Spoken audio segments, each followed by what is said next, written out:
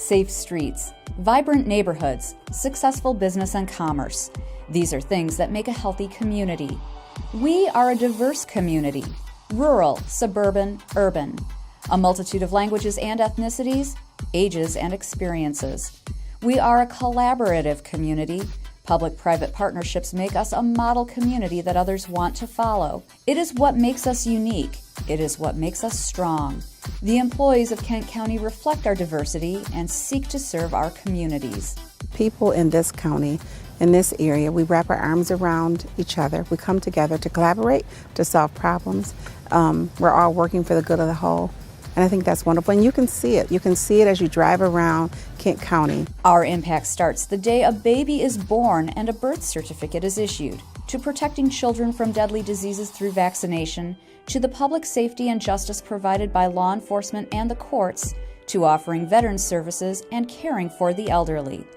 Every day we work to keep our communities robust. I think if you are somebody who's interested in serving your community, in building a strong knowledge base and a good group of people to work with, then the county is one of your best employment opportunities out there. It's been completely rewarding in every way I could possibly explain for 26 years, and I feel like I grow every single day still today. Leading these dedicated employees, our 19-member Board of Commissioners and our County Administrator Controller, along with our elected officials and appointed department directors, placing emphasis on civic involvement, quality housing, vibrant neighborhoods, and strong, solid infrastructure to allow businesses to thrive. Professional, dedicated, collaborative, and innovative. Behind the scenes, collaboration between foundations, charitable organizations, nonprofits, for-profit businesses, public sector demonstrated through the county, the city of Grand Rapids, the townships, all the cities and the villages in our area. If we don't come together, then we will not have the strength that we have today, and I only hope to build upon that. Our aim is to make our communities the best they can be. We are involved in exciting development projects, sustainable recycling programs, and creative progressive prevention programming. We partner with elected officials, impacting policy ideas that become great achievements. We seek opportunities to reach out into the community and offer our services to help our residents make Kent County thrive. Our relationship is solid, both from a staff standpoint at the county level as well as the Board of Commissioners. And they understand what we do and the benefits that we can do for the community, and vice versa. We couldn't do what we do without the help of Kent County. While most of us are busy running our lives, Kent County's elected officials, administrator controller, and over 1,600 employees are serving the communities where we live our lives, so we can all have a place we are proud to call home. Kent County, its life well run.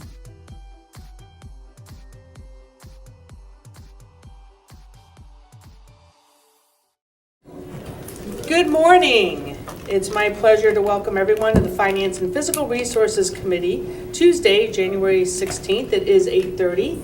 I'd like to welcome the fellow commissioners, and we have colleagues and guests in the audience. Thank you very much for taking time out of your schedule to come this morning.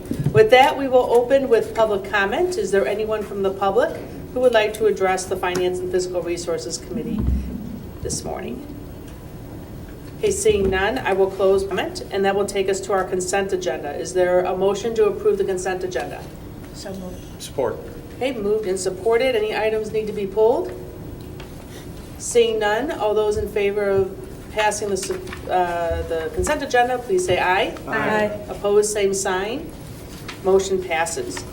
That takes us to our item that we have on our agenda this morning, which is from the Kent MSU Extension, Purchase of Development Rights Option Agreement. Wayman? Yes, this is a request to recommend to the Board of Commissioners to offer an option for the purchase of development rights on approximately 70 acres in Grattan Township, as recommended by the Agricultural Preservation Board. Authorization submission of a grant application for a maximum of 50% of the cost of the development rights from the United States Department of Agricultural Conservation Easement Program. Accept and appropriate all funds awarded by the ACP and any matching funds from landowners, foundations, or townships. authorize the exercise of the option and purchase of the development rights if approved by the USDA, and for which a local match has been secured. And 5, authorize the county administrator, controller, or his designee to execute the options, purchase agreements, and associated documents. The Board of Commissioners approved the purchase of development rights ordinance on November 26, 2002.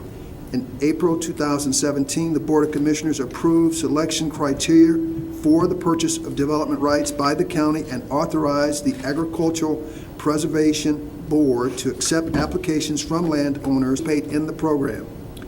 The Agricultural Preservation Board is recommending that an option for the purchase of development rights be issued to preserve approximately 7 acres in Grattan Township owned by Scott V. Saraki, 7800 Nugent Avenue Northeast, Rockford, at a cost not to exceed $210,000 based on the property's compliance with federal criteria, county criteria, and the availability of matching funds.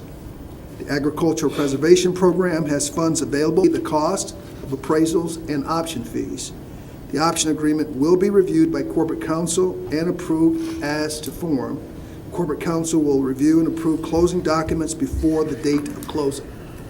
Okay, motion made. Is there support? Support.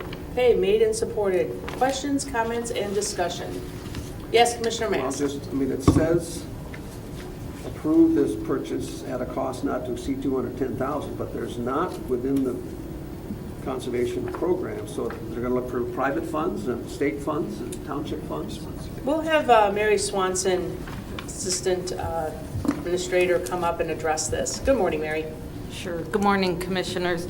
Yes, we will be pursuing the match from private philanthropy, landowner, and the local township. That our standard process is that we submit the application and simultaneously, as it is approved, then seek the match. Yes, Commissioner Hennessy? Is the price of the land going up now? We're waiting to get the final appraisal on this. We think it's pretty steady with what it's been for the last couple years. Okay, so the cost of farmland isn't starting to show a great appreciation? Not at this point. It'll be interesting to see this appraisal and see if it has gone up more. But right now, we're budgeting it at the same flat amount. Thank you. Okay, anyone else? Thank you, Mary. Thank you. All right, any other questions, comments, or discussion items? Yes, Commissioner Antwerp. I guess on this, I was just going to say the higher the ag value goes on these, the closer the price between development and ag becomes, and the less it costs to preserve the farm. So what they do is they need to come up with the difference, and that's what they base the amount on. So as ag continues to go up in value and development price is already up there, the closer they get, the less this costs to protect the property, which is a good thing. It's kind of counterintuitive, but we want the ag values to continue to go up because it becomes less. It's a lot less money to save it. Okay. Anyone else? But, I mean, only because we have a moment. But then as the land goes up, I mean, that's the main cost to get into farming, isn't it? So it's great to preserve it, but who can purchase it into farming?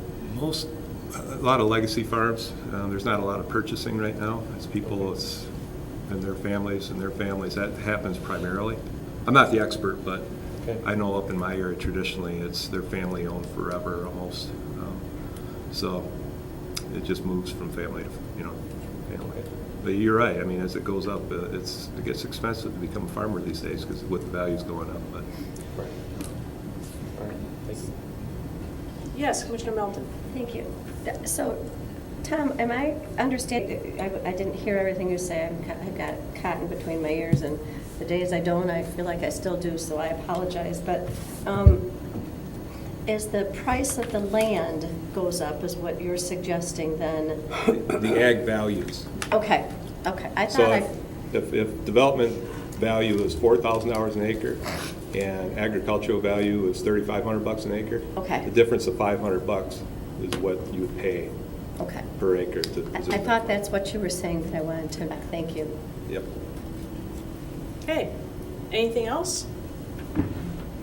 All right, seeing none, all those in favor, please say aye. Aye. Opposed, same sign. Motion passes. That will take us to any Commissioner miscellaneous this morning. Do we have any Commissioner miscellaneous? Yes, Commissioner Melton. Well, I just wanted to share, I don't know if this is the correct place or not, but being that Martin Luther King Day was yesterday, there were several posts of the Kentwood School Districts of the different things that they do. Usually it's a teachers in service, and they decided to do something different, and the students were actually in class yesterday. And most of the schools held International Day and brought a flag or wore, or both, from the countries that they come from. And I don't know how much you care to know or know about Kentwood, but we've got probably, I don't know, it fluctuates, but around 70 different countries represented in Kentwood and some of our more collective schools. The pictures are, if you have a chance, and I mean, I go to the website, but the pictures are absolutely, positively, without a doubt, incredible. And the gains that these kids make, whether it be from Bosnia or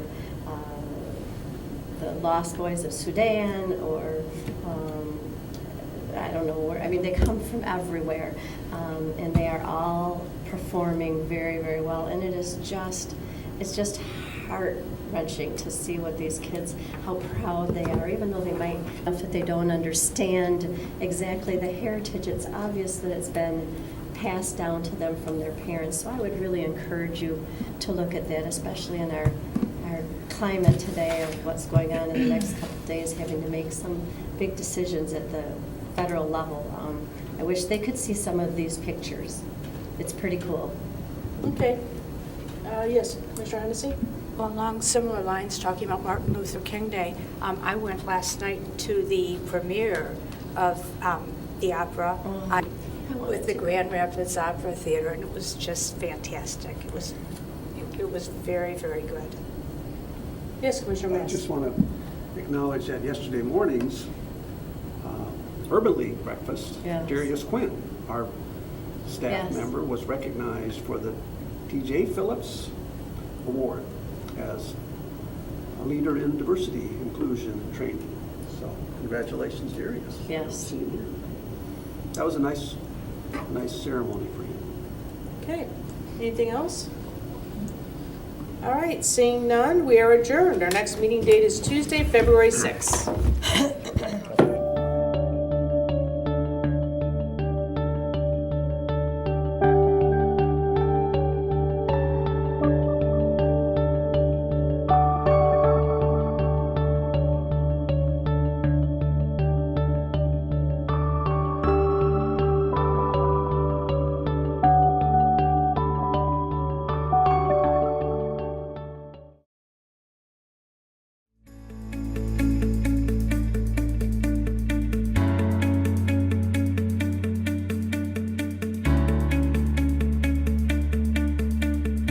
I am Kent County. I am Kent County. I am Kent County. We are Kent County. We are Kent County. We are Kent County. We are Kent County. We are Kent County.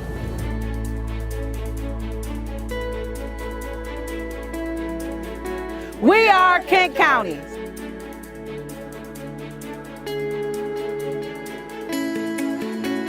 We are Kent County.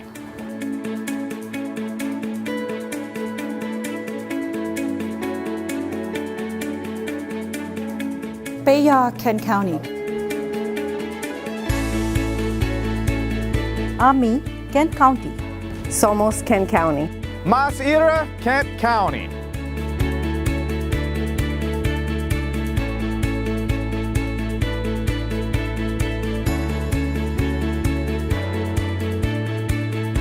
We are Kent County. We are Kent County. We are Kent County. Oh yeah.